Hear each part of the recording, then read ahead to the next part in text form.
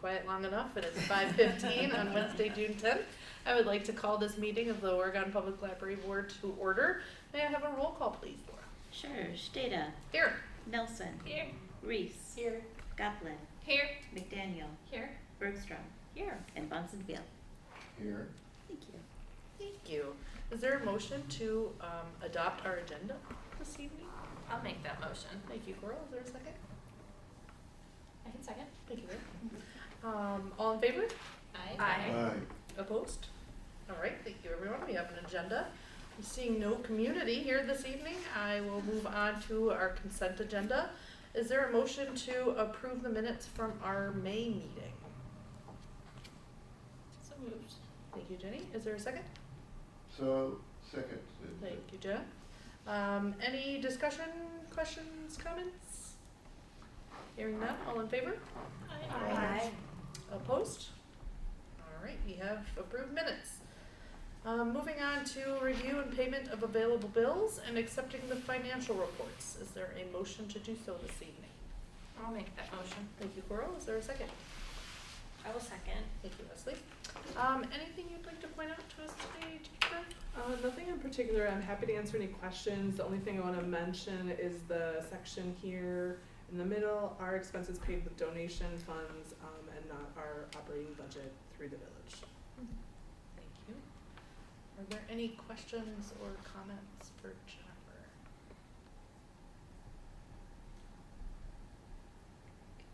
Second. Hearing none, all in favor of payment of available bills and accepting the financial reports? Aye. Opposed? All right, thank you, everyone. Moving on to our informational items this evening, the library director's report. Just a couple things. Next week, Friday, is a paid village holiday for Juneteenth, so the library will be closed that day. The staff are still really working very hard in the months following the migration to new software. We still are reporting some issues and troubleshooting things and workflows to try to provide good customer service. So again, just want to compliment our staff for their hard work and diligence in learning and working hard and trying to do good customer service as they adjust to that new software. We're very excited that our summer part-time pages will be starting on Monday. As you can imagine, the library gets much busier during the summer with no school. So we have a lot more volume of things coming, getting checked out, but also then getting returned and needing to go back on the shelves. And so we have additional pages over the summer to help with that increased volume. We also have 2 positions that we're working to fill. The posting is available now. One is a part-time page position that's year-round, and that's available because one of those employees was promoted to our circulation library assistant position. And then the second circulation library assistant position is open because one of the people accepting that position was offered a full-time job almost immediately after they were hired here, and so left for that opportunity. The other thing I want you to know is starting probably Friday or Monday, the intersection by the village hall and post office will be closed for construction, including installation of a stoplight. So if you come to the library, you'll want to take Netherwood instead. There'll be some more information from the village about detour routes and things to access the building, but just for your own information if people ask. Question. Yes, John. They're putting a stoplight at CC and Alpine? Yes, by the village hall and post office, correct. Cool. Yes. I'm I sorry. can't wait. Thank you. I'm That'd be so nice. excited. Yeah, it'll be great. Right? It'll be a little Yes. bit difficult until then, but it'll be great when they're done. Cool. The senior center is taking votes for the new name and logo for their facility, so I've included the link in the agenda if you'd like to vote for that. It's also, paper copies are also here, the senior center and the village hall if you prefer to vote that way. And Rachel Brickner's last day was last week, so Tricia Nicole is the new senior center director, and they are recruiting for an assistant director at present. I think that's all that I have for the director's report. Thank you. Upcoming library events? You have our summer event calendar. It's a little bit longer. It's covering all 3 months of the summer, including our library program opportunity, which is for all ages. We do that using a app called Beanstack, so people can go online or they can use the app, whichever is convenient for them, or if they prefer paper copies, they can also register in the library and staff is happy to help them with that. Lots of different activities for the summer program. Happy to answer any questions, but encourage you to take a look and just so you know what's going on and you might find something you wish to participate in. Thank you. Monthly statistics report. We have very limited statistics because some of the statistics are not available because of the migration. They're still making sure that some of those statistics are, reports are being run and also the validity of some of those statistics. So we decided not to include most of them. We do have a few that we can share, including our door count, which, where are we?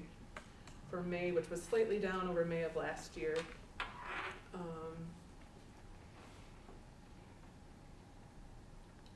Our room reservations and study room, meeting room use is continuing to increase year over year. So May was busier this year than last year in both departments, and that's been the case each month.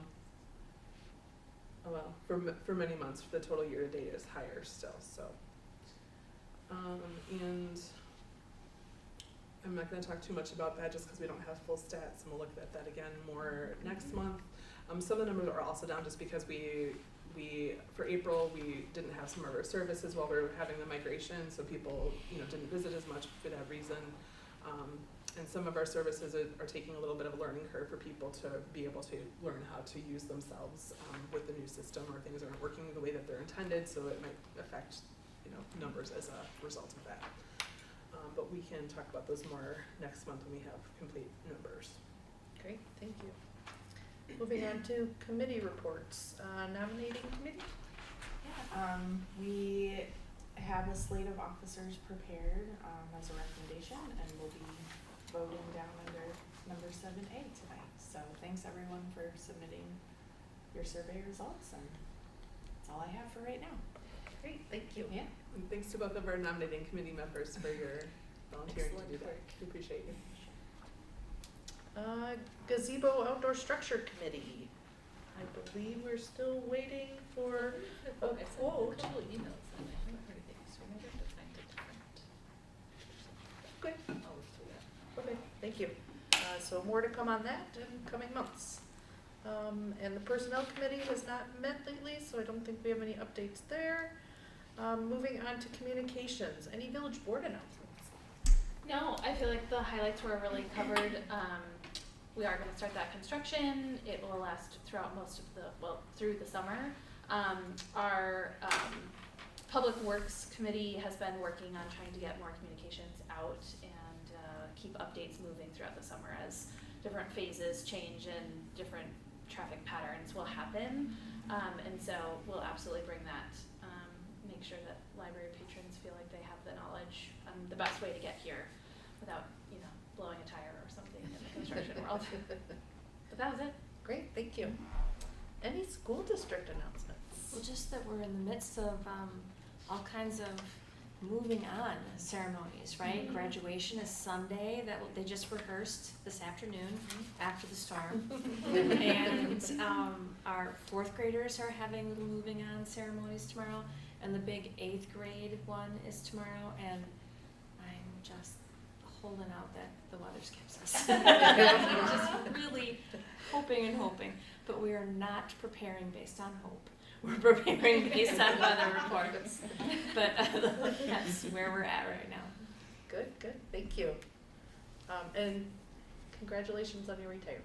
Thank you very much. Yep, wishing you all the best. Thank you. Let's see, moving on to our election of officers this evening. So I have my little script, so we will just dive right in, if everybody's okay with that.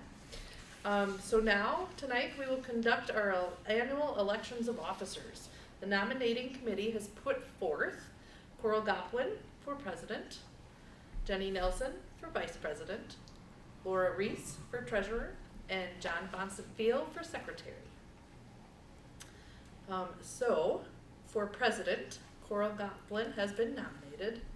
Are there any further nominations of the office for president from the floor? Are there any further nominations of the office of president from the floor?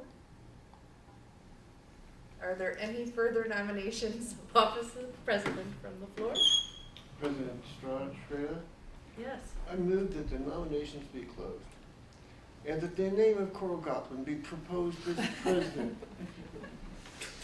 of our organization, and that we vote unanimously to provide her with that honor. Thank you, John. My pleasure. Is there a second? I'll second.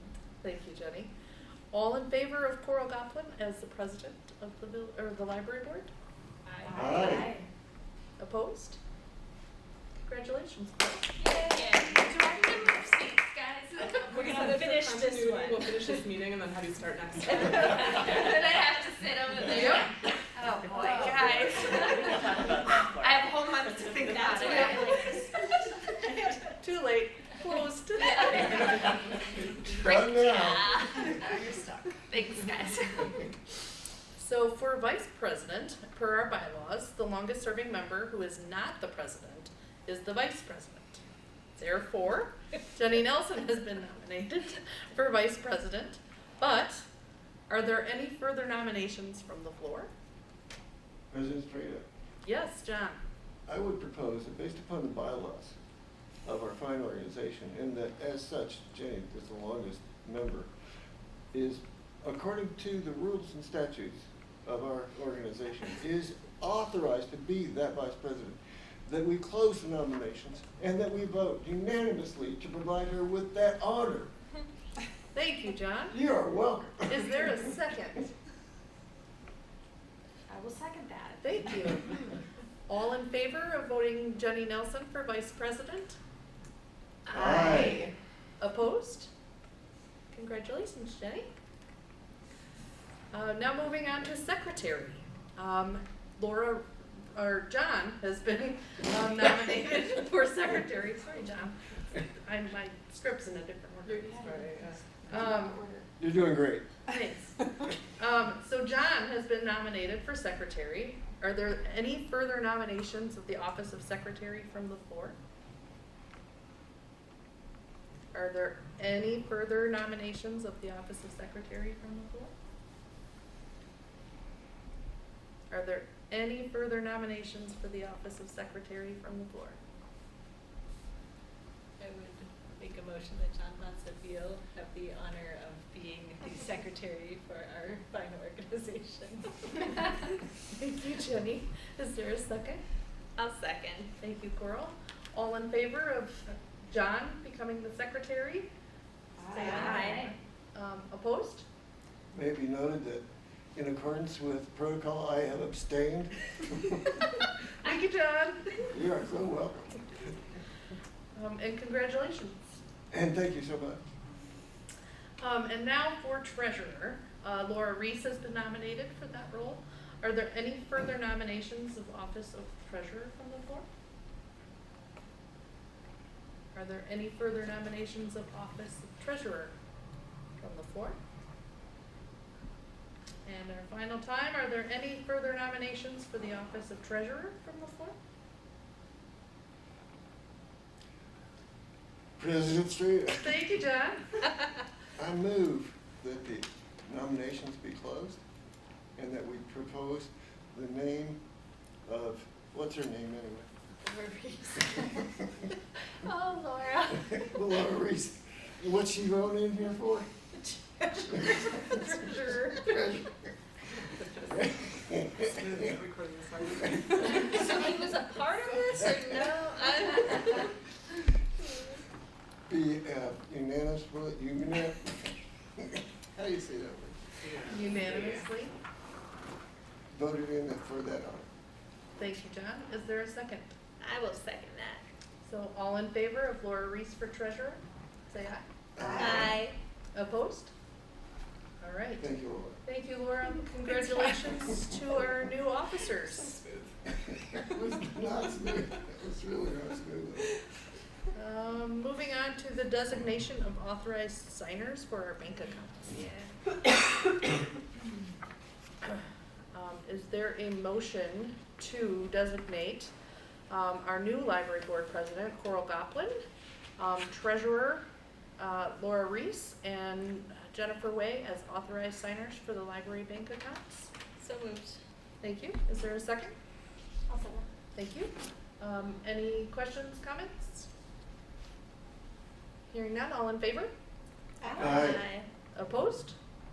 All right, thank you. And now we can move on to amendment of the Oregon Public Library Board bylaws. So this is something we discussed at our meeting last month, and there was a typo that we were going to correct. In addition, there were some discussion about whether or not we wanted to look into requiring by our bylaws that the village board trustee appointment to our board must be a member of the village board. And those were the only two items. So I included some very helpful information from village administrator Martin Shanks, who I talked to about this issue. And it gets pretty complicated should we wish to require that for a variety of reasons, partially because the term limits are different statutorily for the library board versus the village board. So that's kind of the situation we were in this year, where the village board appointment to our board didn't line up with the trustee seats. And then also putting something in our bylaws that does not match what's in the village ordinance would be difficult. So if it were something we wish to formalize, we would need to go the path of working with the village board to consider whether or not they'd want to put that in the ordinance. There's nothing that prohibits us from working with them or requesting that the village board representative be a trustee, but where it gets challenging is if somebody is in the middle of their term and then stop serving on the village board. Oftentimes when people do stop serving, there's a reason that makes it beneficial to them to stop being on all their committees and services at the same time. But occasionally somebody's very committed to their role or the position they have and is happy to continue serving in one capacity even if their village trustee position is no longer in place. So that's just kind of why we were in that situation. It doesn't come up super often. My recommendation would be to leave the language as it is, just because it would require an ordinance change. And for the most part, I think we would likely be in alignment with wanting, it's in the best interest of both the village board and the library board for that to happen. But it would take out some of those awkward situations where those statutes and the term limits and things don't line up. If you have any direction or wish to continue the conversation about making this change, we can absolutely do that. It's your decision whether you want to pursue that or not. But I just wanted to share what Martin shared about some of those intricacies of making that change if we were to consider it.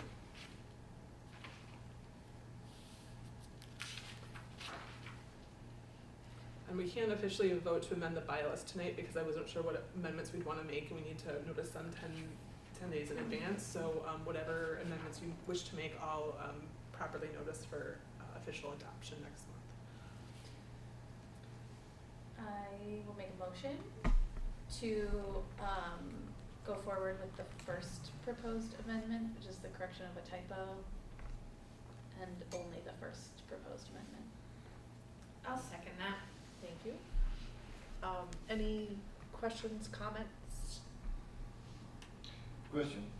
Please. So does that mean that as of this evening, if we vote to approve that the bylaws will be modified and take effect immediately, or does that require further review later, or how does that work? I think we probably should review it later because I didn't know for sure which way you wanted to go, so I didn't provide notice in writing 10 days in advance, so we don't meet that requirement, so we can't amend them tonight. So we do need to take action. Part of it was a scheduling thing, and part of it was just the conversation with Martin about the issues, so we can amend it tonight officially. So we could recommend Yeah. just the, Your vote would give me direction on which amendments you want included for official adoption next month. and we can do it next month. Yeah, sorry I like about that, yeah. Thank you.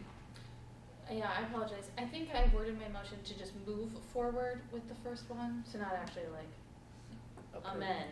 Yeah. Yeah, so we But I talked. didn't say that. Yeah, So technically, I didn't provide enough notice for us to do that, so that's my fault, but because I didn't provide the 10 days required notice, we technically can't just amend it, so. So, just to be clear, your recommendation is that we move ahead and that we give notice that that is the only amendment we wish to make so that we can vote on the actual amendment next month. Yes. Yes? Okay. That is what I intended to second, so I'm glad we are in alignment. Perfect. Thank you for the clarification, everybody. Any further questions, comments? I should note that I did look at, talk to Martin a little bit about, can we just put some language in that allows us to clean up certain things, but then the more I, like typos and formatting and things, the more I delved into it, there are ways that you can change things that might not be intended to make changes that can change it substantively, so I thought it's, until we have more time to look at that, it's something we could maybe look at for the future, but we just wanna make sure that this board is aware of any changes, so I did not include that at this time for that reason. Thank you. So all in favor of moving forward to include the first amendment in our bylaw review next month? Say aye. Aye. Opposed? All right, thanks everyone. Let's see, where are we? Review of Dane County Library Standards and the 2023 through 27 Dane County Plan of Service. So this is something we just look at every year. Dane County has some library standards that we're required to meet as a library, and in return, we provide service to their residents, and in return they provide us significant funding as reimbursement for those services rendered. And so we need to meet the standards in part to exempt from the county library tax, which does basically prevents our residents from paying a tax to the county, and then in addition paying a local tax. So because they pay taxes for our library, they exempt from the county library tax, so they're not duplicating. But there are minimum standards we need to receive. So you do have the Dane County Library Plan of Service, and then information about what those minimum standards are. They made some significant modifications to those a few years ago, and simplified and really focused in on a couple. So annual hours, staffing, and it's really confusing the way they do it. So if you look at the min column and the top column, they're looking at a population range. So our population range here, oops, I can't drive, is between 10,000 and 24,999. And so they analyze it for each of those parts. So as long as we're at 100% or more in one or both of those categories, we're fine. You don't need to be above 100% in both, but just one, you meet the standard. If you fail to meet a standard, you can fail to meet it up to 3 times. I should go back to my memo instead of doing it from memory. You can fail to meet the standards up to 3 times in a 10-year period. Without being penalized. So we did fail to meet the standards 1 year because we didn't have enough open hours because we were closed for 2 weeks for moving. So we are gonna note that because it could, in the future, we just wanna make sure we're aware of that. Because sometimes it's a hard process to get back in alignment if you're miss a standard. In general, I think a lot of them are kind of bare minimums where, like, if you're not meeting them, you should be really concerned, but in general, we would want to be well above the majority of them. The staffing column total, I do want to point out that if you look at that column, that there's differences in approach to whether janitorial staff are included in those counts. So for example, our number includes our janitor that we share with the Public Works Department is almost a full-time employee under our count. Whereas like DeForest Library, it looks like they have way less staff, but their janitorial they don't report the janitorial the same way, or they might contract with the cleaning service, so that doesn't count as their staffing. So I just want to bring that up as a difference if you're just looking at the staffing numbers. Public computers, again, we far exceed the minimum of 5. The one that is something we do want to keep on our radar is the materials expenditures. And we're fine now, so the minimum is 67,000, so we're far exceeding that, but we just need to make sure that by the time the Village of Oregon gets to the $25,000 population level, we would need to have that be at 127,000. 500. So it's not that far, but we would just want to plan as the village grows over time. We do need to make sure our collection budget is increasing. Since I started in 2018, we have not increased that line item at all. And so that's 8 years of no increases in that line item. And so that's something that we need to start planning for. Maybe we should budget a small incremental increase every year if we can get it into the budget, to try to make that change slowly over time instead of being in a position where we're needing to make a giant leap as we get closer. So I just want to point that out. Happy to answer any questions, but it's kind of a confusing thing. We are meeting all the standards, and you can see where we fall with relationship to our neighbors. I believe these are sorted by population, so you can kind of see the smaller communities at the top, and then any community bigger than us in terms of population is listed in order of population size going down. Are there any questions? Do you need a motion from us at all to refer to? I do not need any action on it. This is more informational, and it's just helpful going into budget to kind of know where we stand with these. If we were not to be meeting them, we would need to address those items. Great, thank you. Are there any questions for Jennifer? No, I just want to thank you for all the work that goes into that, because I know it's a lot of data, and your team does a wonderful job keeping on top of things, and so thank you for all that you guys do to keep everything straight. Thank you. All right. No further questions. We can move on to review of the library organizational chart. This is, again, something we just do once a year prior to the budget, just because it's just good to know where our staffing is. It's just a good reminder that, we don't always interact as closely with the different teams. So, of course, you oversee me and the library operations. We have 4 different departments that we're divided into. So Laura oversees our technical services department and serves as kind of an administrative assistant, in addition to helping supervise Alex, who's technically a public works employee but spends most of his time at the library, so she does a lot of direct support of Alex and his role here. We also have our youth services and community engagement librarian Kelly, who supports our youth services department, so our story times for kids, our teen programming, anything in between. Summer reading program, a lot of community events, things like that. And then, of course, there's the collection development and programming and the public service desk in the youth services department. Kara Ripley does a similar role for adults, so they do a lot of partnerships with senior living facilities and programs. They do a lot of adult outreach in the community, adult programs, and then staff our desk on the second floor, a lot of technology questions, notary service, help with faxing, all sorts of things like that. And then our circulation department, Alicia has her team of library assistants and library pages. The library assistants are the folks that you see at the main desk that greet you when you come in, helping people with library cards, checking out, renewing their account questions, things like that. And then the pages also help with check-in of returns and our book drop outside, check-in of things that are coming from other libraries, looking for things on the shelf. But they also spend a lot of time getting things back on the shelf for the customers to see. So I do want to point out Monica is back for summer only to help us out while we fill that open position.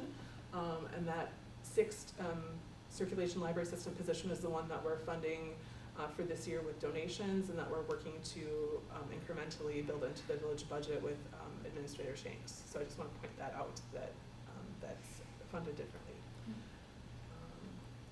Are there any questions?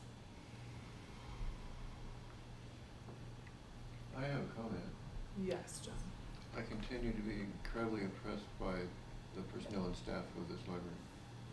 Their attitude is so positive and service-minded, and wow, I just feel so lucky that we have such a great staffing. We do have a great staff. Thank you for saying that. My pleasure.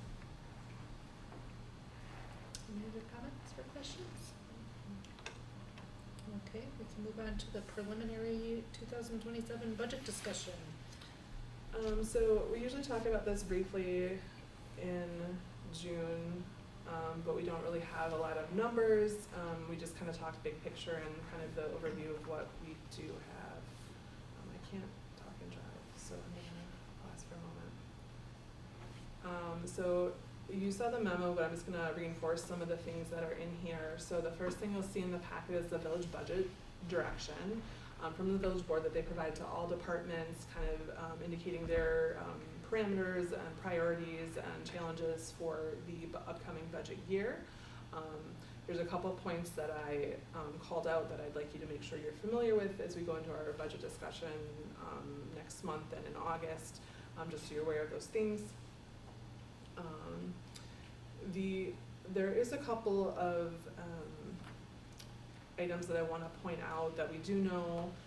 First is our Dane County reimbursement. And so reimbursement from Dane County is based on circulation 2 years prior. And for Dane County, it's actually a 3-year average but the latest year is 2 years prior, so it's kind of confusing.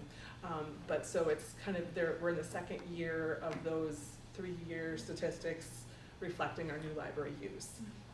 And our new library budget. So there's a number of factors that go into that reimbursement. Our budget, our use overall, our use by Dane County residents who live in Dane County but not in a municipality that pays taxes to a library. And then also use of Oregon resident use of other Dane County libraries that's not Oregon Public Library, and then use of other Dane County municipalities' uses of our library that's not the one that they pay taxes for. So there's a lot of factors and it's really confusing. It took them an hour to explain. But right now, based on the existing formula, our reimbursement would be set to go up a significant amount, $100,000, which is a lot. So they're very early in their county budget process and there's a number of stages they need to go through. It's subject to county board approval. And such, but it is funded through the county library tax and a little bit different than the county budget. It's kind of a separate process, a little separate part of the county budget, so it's just kind of a weird thing. So again, we won't know for sure that that's approved until the county adopts their budget, but we will get a sense if that number needs to change or they revisit the formula. This is an established formula that's been around as long as I'm aware of. Doesn't mean it's guaranteed, but it's just something that's, for us, it's unique because of our move to a new building, and that's kind of what's driving the increased numbers for a large part about it. The other thing is, again, because of the new library, this is the second year our adjacent county reimbursement is going up. And that's, again, this one is a lot more clear because this is statutorily defined as how it's reimbursed. So the reimbursement we get in 2027 is provided for library services in 2025. We opened in 2024. So this is the second year of an increase for that. And basically that just reflects more people that live outside of the village of Oregon coming to the library here since we opened the new library, in addition to those other factors that I discussed earlier. We also do have some expenses that kind of factor into our budget that I want you to know about. So wages and fringes are our largest part of our budget. So according to the village board direction, they are planning, tentatively at least until they get through the budget process, to have each employee move up one step on their compensation plan. So we'll budget in accordance with that direction until we hear from them otherwise, giving each employee that increase. Employees that are at step 6 or below on the pay scale will get, I hope I didn't misspoke. I believe it's step 6, 1 through 6 on the pay scale will receive a little bit higher percent just because of how the pay scale is structured. And we'll have those numbers to the bottom lines resulting from those numbers to look at next month. The other thing is health insurance numbers are available very early again this year, which usually they are not, so this is great, but the increases are expected to be about 8.5% just starting out. In addition, we have 2 employees who are expected to make changes in their coverage, or one who has made changes in their coverage because of a new position they took, and then one who expects to make a coverage change, and those will increase our health insurance costs because of the elections of what people choose to use that they're entitled to choose. The other thing that's not a surprise to anybody here is that we have been prioritizing staffing in our budget since we've moved to the new library. It's one of our biggest budget needs and priorities. And so we, as part of adding that additional circulation library system to help alleviate some of the challenges we had, worked with the village, and our goal is to have at least $10,000 of funding in their 2027 budget to help ease that position in over a few budget years. Obviously, funding more would be ideal, but we have a plan to be able to fund that with donations in combination to keep that moving forward. So those are kind of the main points. If there's any other priorities or things you want to discuss or direction you want to provide for next month, otherwise we'll have a clearer picture, like a kind of a draft spreadsheet with where we're at with the numbers we know, what numbers we don't know.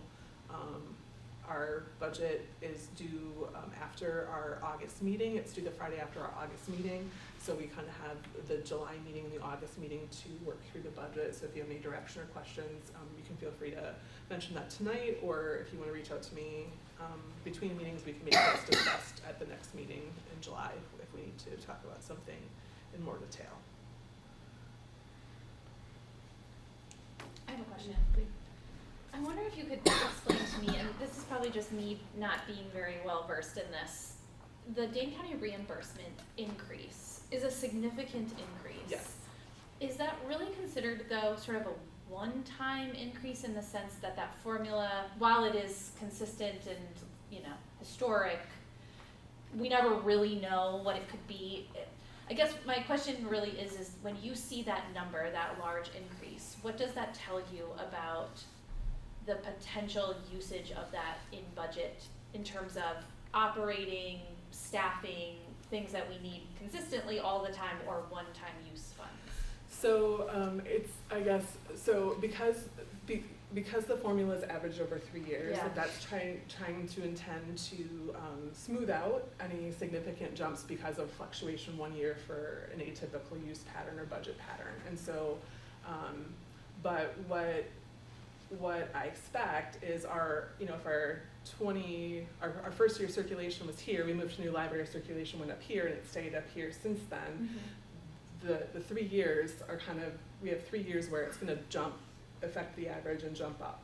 After that, there's some fluctuation from year to year where it can kind of deviate a little bit based on what's going on, the weather, how many days you're open and closed a little bit. But I think because of that change from old library to new library, it's changing our baseline. And so until we get through the 3rd year of that change, we're gonna see that increase one more year. Okay. It's not gonna, as long as our circulation numbers stay where they're at now or close, even if they go down a little bit and our budget and our circulation stays similar to where they are, we're gonna be, through the formula, we're gonna be better off, but we can't control the variables about who in Oregon goes somewhere else and who else goes here. And so that's always you know, somebody can move out of town and then still come here, or somebody can decide they don't like us anymore. You know, there's lots of factors that in people's lives that we just don't know those things. So moving forward, it's hard to predict from year to year, but because it's based on circulation and budget, we know that those things are, in general, we'll find out really fast if there's something alarming that's gonna make those decrease significantly.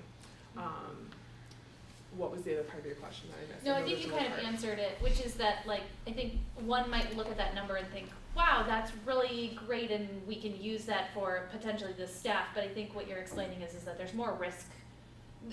There's a bigger story behind that increase rather than just a, you know, here it is, we now have it. It could change and we don't want to make decisions that. We'll go back to where it was. Right. If that, I mean, I think, is that kind of your question? Like, so from moving from one library to this one, part of it is the operating costs here are more, we're getting more people through, but I don't think you're gonna jump back $100,000.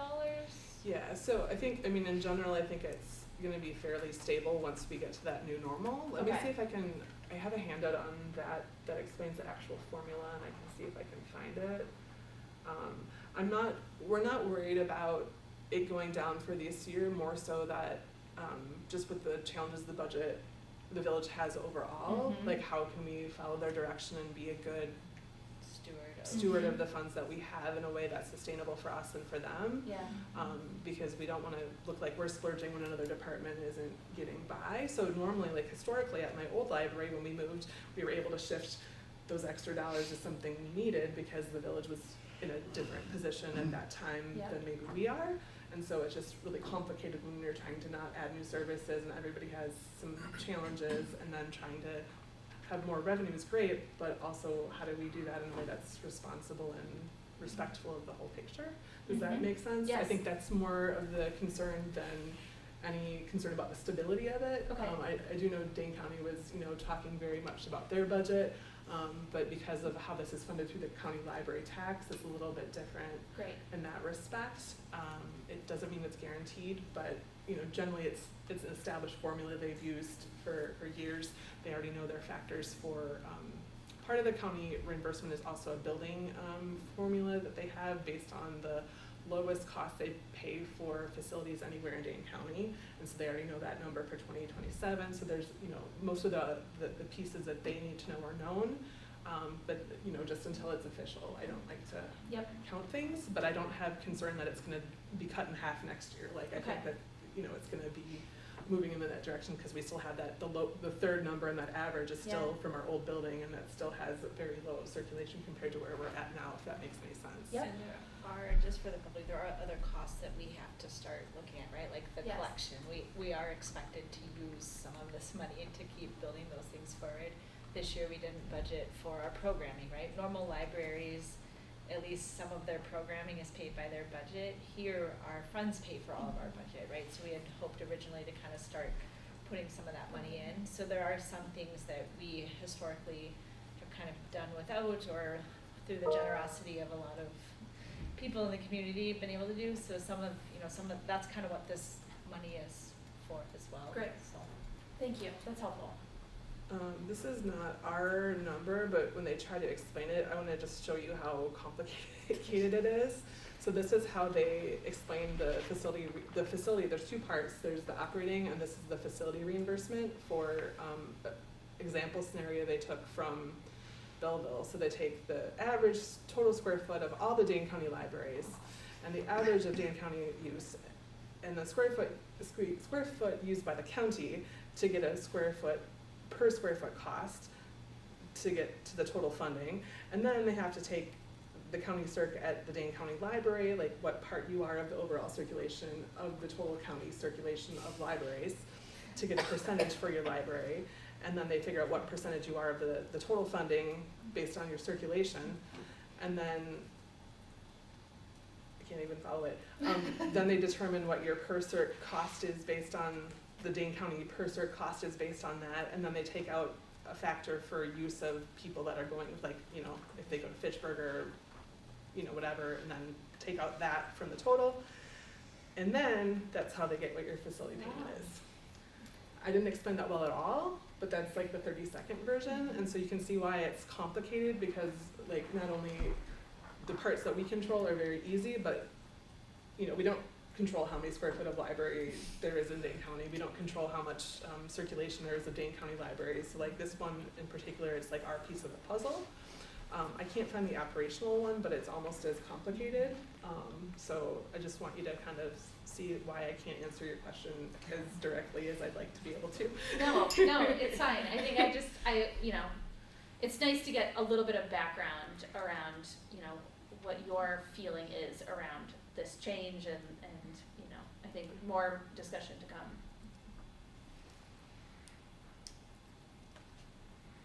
Any other questions for Jennifer? Thank you, Lynn, for that clarification. Sorry. So hearing no other questions, there's no action that we need to take at this time, unless there are any priorities or anything you would like Jennifer to consider before our next meeting.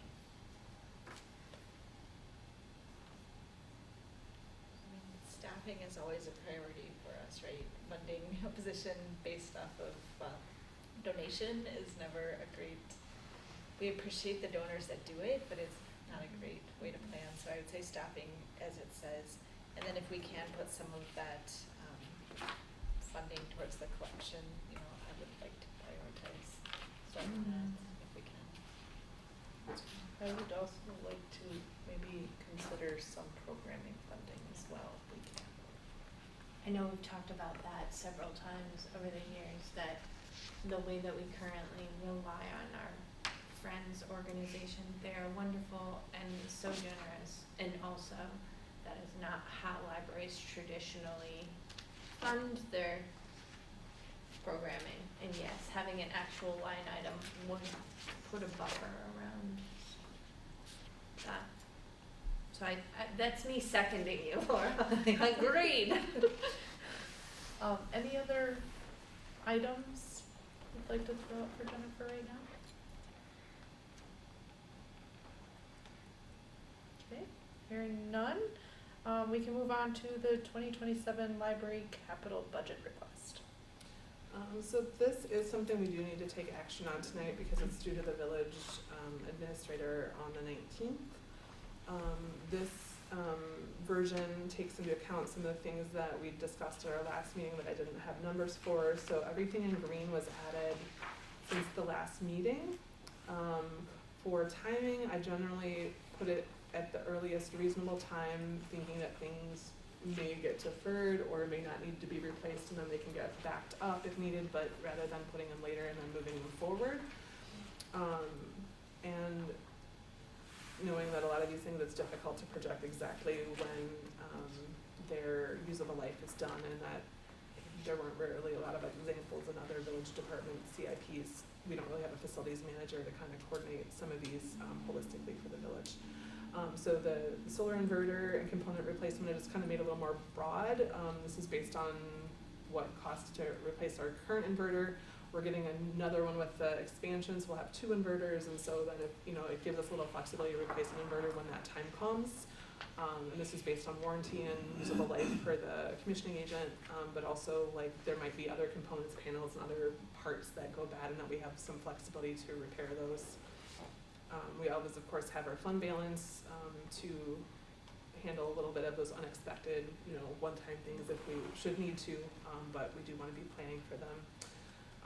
The audiovisual equipment replacement is a very elusive thing to talk about because we don't know necessarily what parts. Nobody wants to give us nobody with technology can give you real estimate on how long things will last with that. So we put in some estimates based on some numbers that Jenny uses at the hospital she works with, and also just on what we've seen for other libraries in their CIPs, and also what we've seen for our original cost in our budget for this building, what was aligned for this line item. But we have everything from hearing loops to display screens to, there's just so much, we don't necessarily know which parts. Some parts might last for 20 years and some parts might be, like the projector we had to replace after 2 years, so we just really don't know.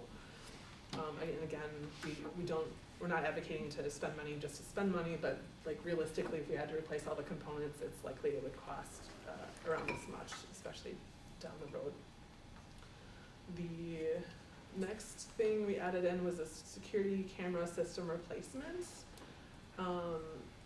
And this one, again, is a very difficult one because there's big ranges in how long things last. They said some things would get replaced soon, and some systems, like ours, are running 20 years later and are just fine. So it's more, functionality and the components need to be replaced. So again, we budgeted based on our original investment, what the police department had for their system this year, and just other CIPs to try to kind of be responsible, but also recognizing that if we don't need to replace things, that might be able to be deferred.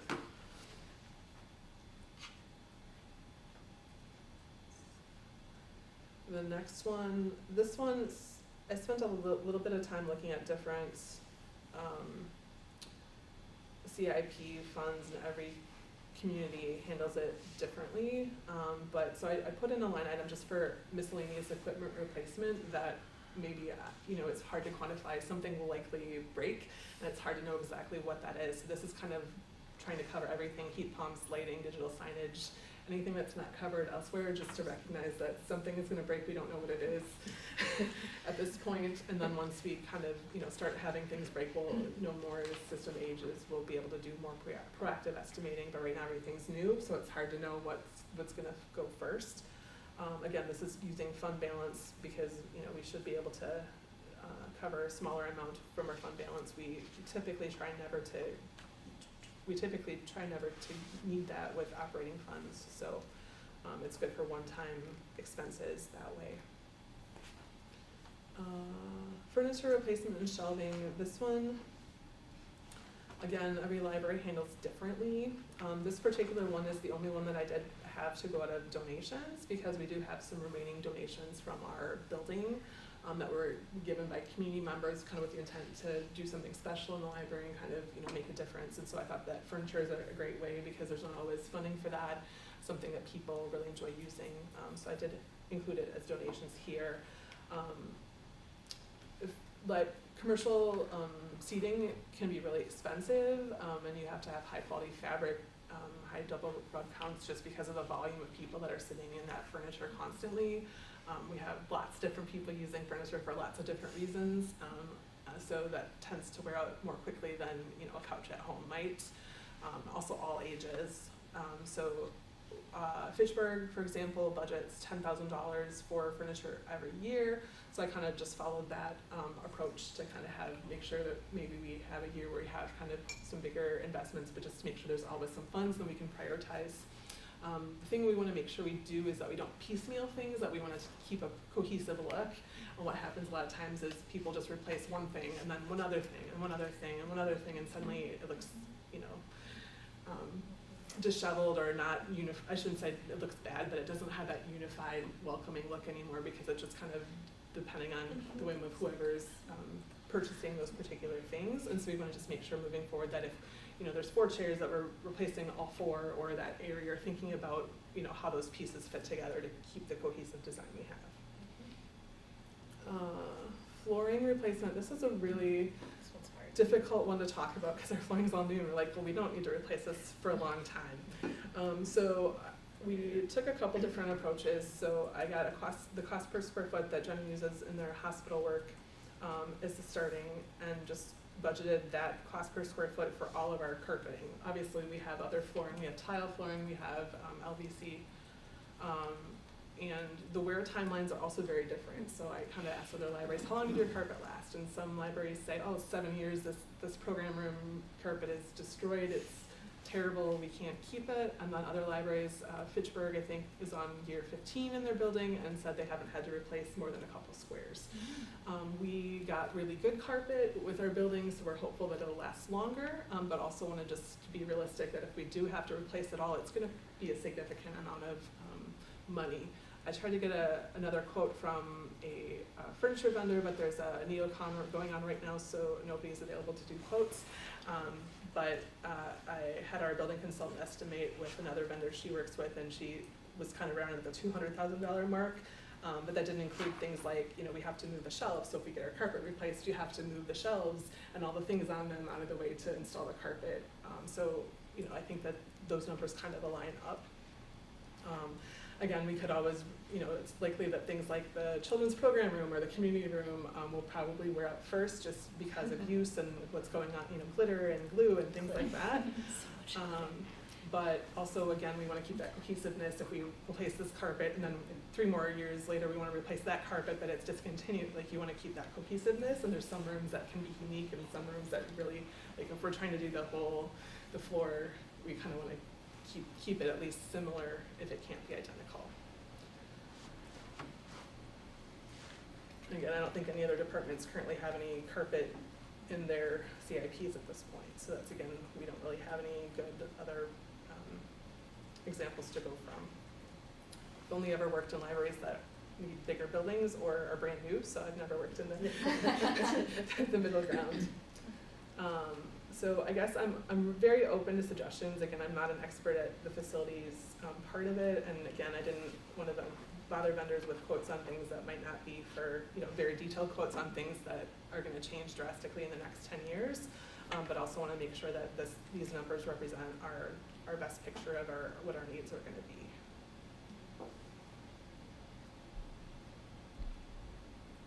Any questions or comments for Jennifer? Not entertain a motion to approve the capital improvement plan as presented here. I'll make that motion. Thank you, Coral. Is there a second? Second. Thanks, Jenny. Is there any questions, comments? Thank you for all of your work put in on this, Jennifer. It's not easy to figure out what's gonna happen. Anticipate The costs. crystal ball is. Yeah.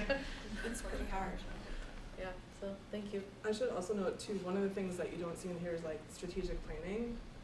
The village has had conversations about how they wanna approach strategic planning internally until that's kind of, we have a better picture of what they're gonna do. I didn't feel like it was prudent for us to budget dollars towards that in our budget. But we, last time we did our strategic plan was before we moved with the intent of revisiting it after we moved, and we've been very busy doing other things. And with our staffing levels, haven't been able to really, we kind of just extended our strategic plan until we can get to it. And it's a very good plan, so we've been able to continue that work, but at some point we'll wanna, revisit that and do a really holistic, what opportunities do we have now that we didn't before, and what directions do we wanna prioritize? Thank you. Any other questions? Hearing none, all in favor of approving the capital improvement plan? Aye. Opposed? Alright, thank you. Now we can move on to the proposal for the solar, expansion commissioning services. So our budget includes $135,000 for the solar panel phase 2, what we're calling solar panel phase 2 project, which you're all familiar with. Basically to add solar panels on the sloped roof on this side of the building, to just increase our energy generation and decrease our utility consumption and costs, which helps our operating budget and the environment as a bonus as well. So we have two proposals for you tonight. One is for the solar PV commissioning. So for the library, we hired a commissioning agent. Basically their role is they're a third-party vendor, not the architect, not the contractor that goes through the project and makes sure everything is designed, installed, and operating as it should and at its peak efficiency. And so one of the benefits of that is they can identify a lot of problems right away at install, whereas if you don't do that, those issues can kind of linger and cause more service calls later, or can end up with a system that's really not functioning well later on because of something very small that maybe got missed and could have been avoided, or a small tweak could have increased that, for example, solar power generation. HGA was the commissioning agent for the library and did the commissioning on both the HVAC and the solar PV system at that time, so they're already familiar with the architect design team and also familiar with our current solar array. They sat in our owner training for that, so they're familiar with our solar system as well. And they also did an energy analysis after our first year to make recommendations and see where we were at with our energy consumption after our first year. So I have a proposal for them, including their scope of services. They'll look through the bid documents for the solar design, provide some special language, and then also be present at many of the milestones during the installation process to make sure that we're getting the best results. So I would recommend that we approve their proposal for commissioning services for this project. What's the cost impact? The cost impact is in the proposal, which is, 68 maybe. yeah, I think that's what it is, but I wanna, yeah, $68,000. 6,800. $6,800, sorry. I was gonna Big say, difference, that's a big difference. yeah, And you're comfortable with this proposal? I am. They identified, like, for example, with our HVAC, and when we installed the building, there's a ton of HVAC things that they identified that otherwise would have slipped through the cracks. And so I think the services, there's other libraries that have solar that now are having issues or really are not really benefiting from it, and it's possible that, who knows if those issues could have been avoided. So I'd rather know 1,000% that we're doing everything the best we can on day one. So the benefit to cost ratio is very positive. I believe so, yeah. Yeah, you get 1 or 2 service calls on something like that because something isn't working, it adds up real fast. Thank you. And the other thing too is this isn't just a one-time thing, like this is gonna save us energy over the lifetime of the solar panels, and so even like if we can save 2% more energy because something's done correctly, 2% over the lifetime of the solar panels adds up in terms of our operating budget, which might mean we can buy more books or we can, you know, add 2 more hours of staff time or whatever over the course of that timeline. I'll make a motion to approve the proposal. Thank you, Jenny. Is there a second? Are we speaking about the very first proposal here? Yes, the Yes. HDA proposal. Thank you for the clarification. I'll second it. Thank you, John. Any questions? Comments? Hearing none, all in favor of approval of the HGA proposal, say aye. Aye. Opposed? All right, thank you, everyone. I should mention too, that they're gonna go back and update our energy usage after 1 year after the additional solar, so we'll be able to tell how much our solar is running our building and what impact that actually made, to verify what we were expecting. Great. Thank you for that. Now moving on to the AIA agreement with OPN. Yeah, and I apologize, we didn't have that in time and we're still waiting on the finalized version, but the language, all the language in your packet is the language that's being proposed by the village attorney. So they took the senior center AIA agreement and removed things that weren't relevant to this smaller scope project. And then only made one change based on the architect's feedback, so this is very similar to what the senior center contract language was, basically just a more simplified version. You have, language you have, it has a draft stamp, so the only difference between this and the executed document will be this, it'll be in the official format with the drafts removed, and it'll be executable, but all the language will be exactly the same as you're seeing in the packet tonight. It just wasn't available in time for this meeting. With the signable copy, so. And all these costs again are budgeted in our budget, and the funding source for those was the Clean Energy Inflation Reduction Act funds that we got as part of the incentive for our geothermal and solar. So basically, having solar and geothermal allows us to get more, which helps everybody, so. Question? I'm sorry, what does AIA stand for? It's a standard architect, I'm gonna get it wrong, it's a standard form American of. Institute of Architects. I'm sorry, say again? It's the American Institute of Architects, so it's like it's basically the architects write their own contracts, kind of. But it's a standard form that's used between construction and architects all the time. So And AIA others, is yeah. like basically the organization for the It's architects. It's like their industry standard of agreements, so they Okay. have this, they have all sorts of contract documents, and they're just kind of like, And so there's gonna be a contract involved with this? yes, so basically the PDF that I sent you, Oh, this is a really long contract, one at the yeah. back here? So this document is a contract, this 22-page document is a contract, Yeah, and so that's what I basically, read all I did day. not read this. yeah, Don't read it. I'll be honest with you, it's pretty complicated. I've got to read We it. use That's our why there's talents lawyers. the way that we have them. But knowing the village attorney is comfortable with the language, it's similar to what the village board adopted for the senior center, it's comparable to what was adopted for the library project.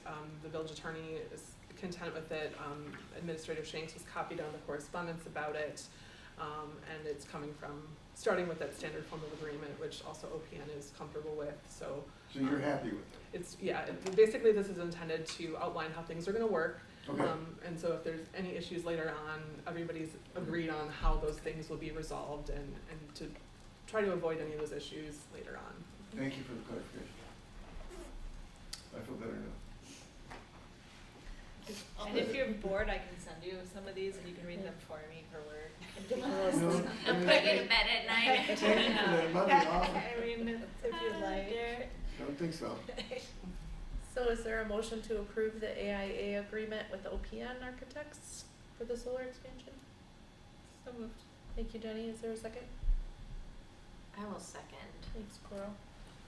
Any other questions or The other comments? thing I should mention is that this applies the 179D agreement that we had adopted like last year. OPN was eligible for some tax credits because of the sustainable design on our building that we couldn't apply for as a library, but they could benefit from. In exchange, they offered to provide some in-kind services, which are being applied to this contract to reduce our professional design fees. If that makes sense. Cool. Yes, thank you for the reminder. Yes. Any other questions or comments? All in favor of approving this agreement? Aye. Opposed? All right, thank you. Oh, look at that. We are approaching the closing and future agendas. So are there any requests for future agenda items? I would say no, but I do wanna thank you for all of your service as Yeah. president of this board. You have been amazing and the leadership is wonderful and thank you so much. Thank you, I appreciate that. Okay, so our next meeting will be led by our incoming president, Coral Goplin, on Wednesday, July 8th. I'll steady up. What can I say? So I would entertain a motion to adjourn. Do we need to say thank you and goodbye to Dr. Bergstein? Oh, you did that last meeting. We're still here. She just came back for one more. One Yep, more. one more. Well, again, thank you. Thank you. Motion to adjourn? Yes, Yes. thank you. Second? I'll second. Thank you. All in favor?